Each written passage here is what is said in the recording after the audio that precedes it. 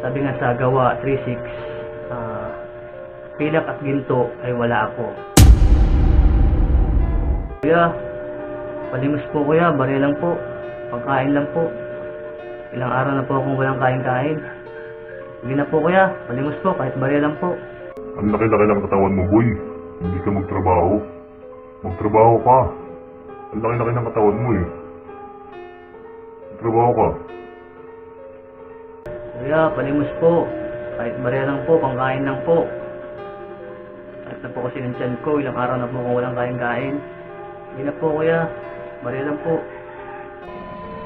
Kuya, huwag mo kawakan. Ang dumi-dumi mo. Tiligan mo ako. Wala akong barya. Tsaka ang laki ng katawan mo. Magtrabaho ka, maghanap buhay ka.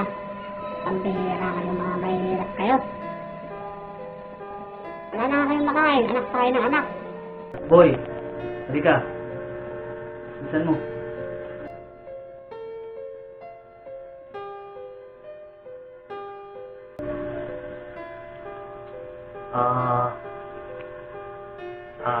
May bibigay ko sa'yo. Maliit na halaga lang ha. Hindi naman din ako mapera kagaya ng iba.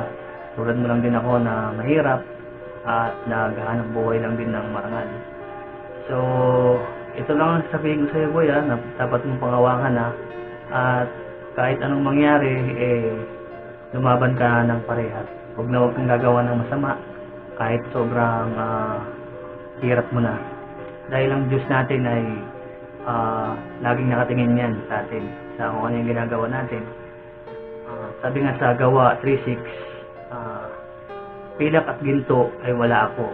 Ngunit kung ano ang siyang meron ako, ay siya ibibigay ko sa iyo.